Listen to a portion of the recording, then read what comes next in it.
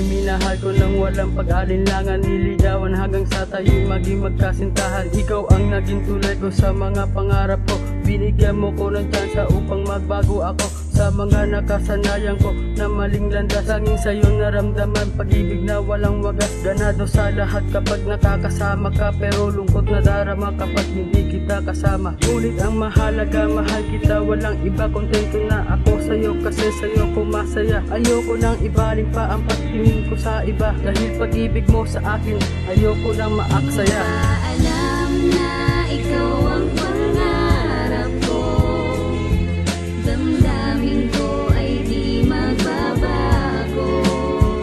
Di ko kayang limutin ang tulad mo. Sana ay malaman mo ito. Di mo ba alam na ikaw lang sa puso ko? Lahat gagawin kong para sa'yo. Pag-ibot ay wala sa isipan ko.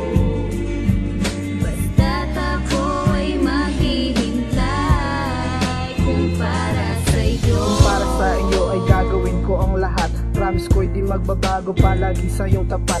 Ilang beses ko man sabihin sa iyong mahal kita, alam kong kulang pa yun pagkat hindi mo padama ang tunay na kahulugan ng salitang mahal kita. Pero minahal kita, hindi binasa sa itsura, dahil ang ugali mo ang tunay kong nagustuhan. Sana'y di magbago yan hanggang sa ating katandaan, at ang iyong kagandahan ng sa aking sumasaklaw sa tanawin na makulay, lalo na kapag ikaw ang nasisilayan ko sa papalubog na araw. Ang tanging mga ngiti mo ang aking natatanaw. At alam mo ba, sa'yo ko lang ito naramdaman, ang tunay na pagmamahal na wala na sa ibang kababaihan na matagal ko nang hinarap. Ngunit sa'yo ko lang nakita at sa'yo ko lang nahan. Kaya sana pakinggan mo ang himig na damdamin ko, at gusto kong malaman mo kung ano ba ang gusto ko. Gusto ko maging asawa ka at pakasalan. Gusto ko ay makasama ka nang walang hanggan. At kung para sa iyo ay maghihintay ako na ipakilala mo ako sa magulang mo, para ang makasama ka ng matagal. Hawak ko na makatandaan mo lang to at kailan di mag-iiba